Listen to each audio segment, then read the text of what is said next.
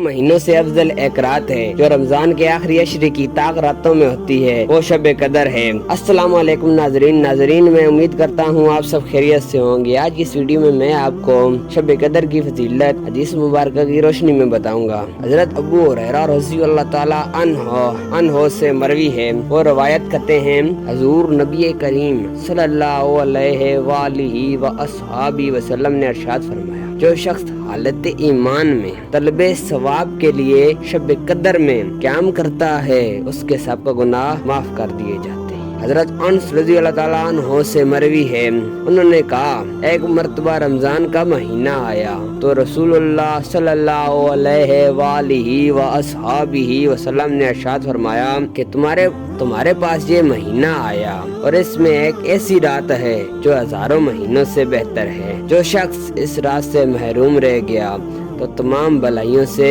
رہ گیا، اور اس کی بلائی سے محروم نہیں رہتا مگر وہ حقیقتاً محروم ہو۔ لہذا مسلمانوں کو چاہیے کہ ایسی عظیم الشان رات خوب عبادت کریں اور 83 سال 4 ماہ عبادت کرنے کا ثواب ایک ہی رات میں حاصل کریں اور اپنے تمام گناہوں سے توبہ کریں۔ اللہ عز و جل معاف فرمائے گا، مگر 4 قسم کے لوگ ایسے ہیں جن کو رب تعالی معاف نہیں کرتا۔ نمبر 1، جو شراب کا عادی ہو۔ نمبر 2، والدین کی نافرمانی کرنے والا۔ نمبر 3، قطع رحمی کرنے والا یعنی رشتہ کاٹنے والا۔ نمبر 4، آپس میں بغض اور کینہ رکھنے والا۔ مذکورہ حضرات اگر توبہ کر لیں تو اللہ رب العزت مہربان ہے، توبہ قبول فرما کر معاف فرما دیں گے۔ دوستوں ملتے ہیں نیکسٹ ویڈیو میں۔ اگر آپ کو شب قدر کے نوافل بھی جاننے ہیں تو کمنٹس میں بتائیے گا، انشاءاللہ اگلی ویڈیو شب قدر کے نوافل پر ہوگی۔